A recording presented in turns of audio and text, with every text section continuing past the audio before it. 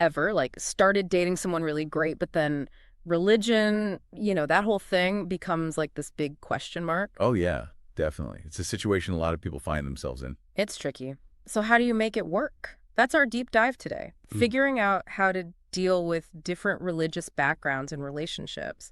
One thing that really pops up from stuff we've been looking at is, respect, but like not just surface level stuff. Right, right. It's way more than just being polite or putting up with differences. It's about really genuinely trying to get where your partner is coming from. So more about empathy than agreement. Exactly. Asking questions, like really listening when they're telling you about something that's, important to them and making sure they feel that same respect from you, building that trust. Makes sense. And on that note of understanding, this thing we were reading, it said something like, you got to actually talk about how those beliefs play out in your relationship. Sounds obvious, but A lot of couples avoid it big time. And it's not about trying to change each other's minds. It's more like, how do we see eye to eye on, say, raising kids?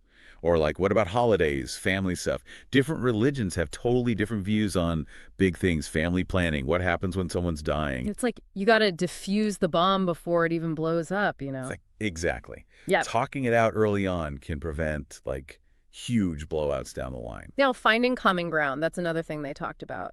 Sounds great in theory, but with beliefs that are so different, so deep, can you actually find common ground? It's definitely tricky. It doesn't mean you have to suddenly agree on everything, but even with different beliefs, most religions share some basic values like love, compassion, just wanting to be kind. That's pretty universal. Yeah, I see that. It's about those core human things, not just the specific religious practices. Right. And that can be the foundation of a strong relationship, even with differences. And building on that, one thing I found really interesting was this idea of like making your own traditions, taking both your backgrounds and mixing them up. Any examples of how that could actually work? Totally. Think about a couple. Maybe one person is Jewish, the other's Christian.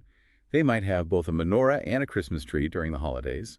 Or at their wedding, they blend music, readings, rituals from both traditions. It's like weaving it all together into something new. Exactly. And of course, none of this works without like actually talking to each other openly and honestly. Communication is key. It's an investment. It takes work, but it's so worth it to prevent misunderstandings and build that strong connection. Respect, communication, finding common ground, and that goes for everything, not just religion, right? Friendships, family, even at work. So here's something to think about.